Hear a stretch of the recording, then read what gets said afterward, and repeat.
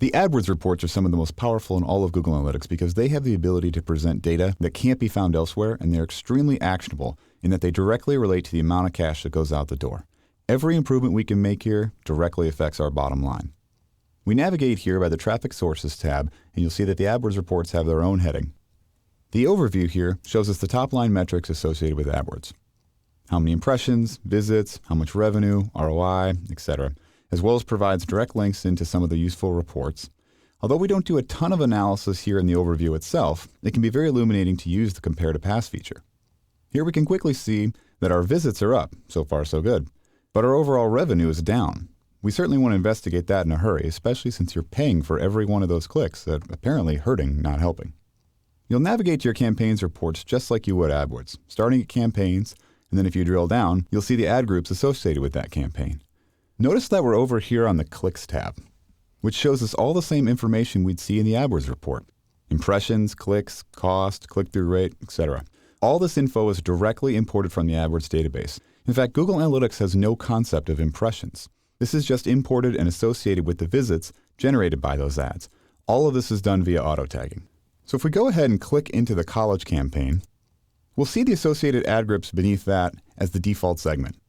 We're initially sorted by the visits column, but it's interesting to evaluate the other performance metrics. Since we know what we paid via AdWords, and Google Analytics knows if it brought us any revenue in the visit, we can calculate ROI statistics, including margin, which is our net revenue divided by total revenue. In other words, total revenue minus cost divided by revenue. If we sort by that, we'll see some things practically jump off the page at us. We'll certainly want to take a closer look at those ad groups and figure out exactly what's going on there. One thing we can see right away is this disparity. Every time someone clicks on that ad, I'm paying about 60 cents. But so far, we're only receiving 1 cent back in revenue per click.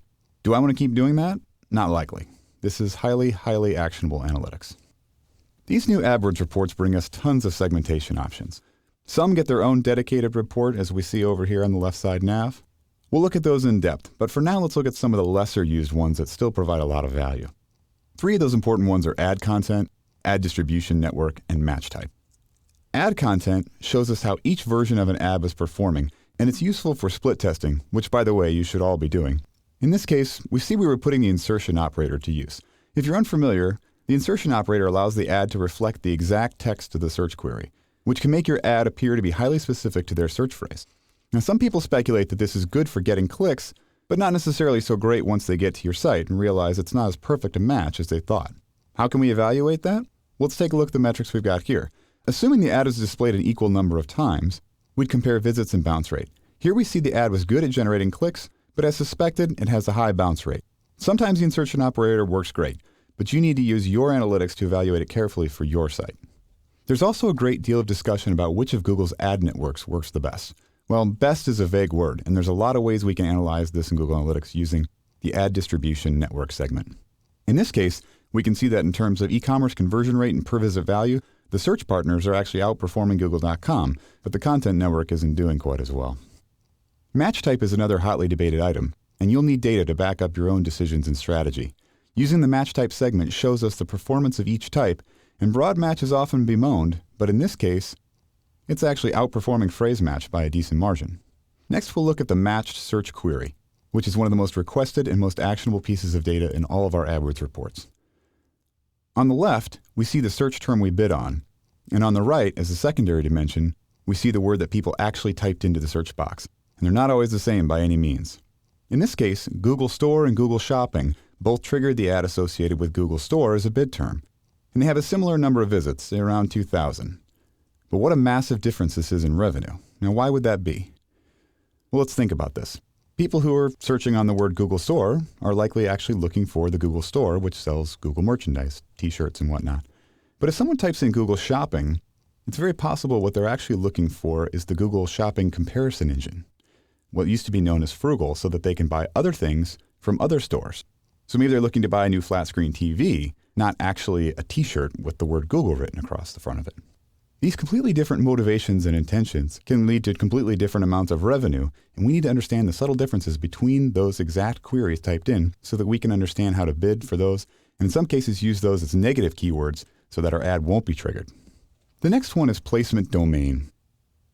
Here, we're seeing the domains in the content network where ads have been placed, and we can see how each site is performing. Here it's pretty clear that folks on Google.com are more interested in our jerseys and t-shirts than the other domains.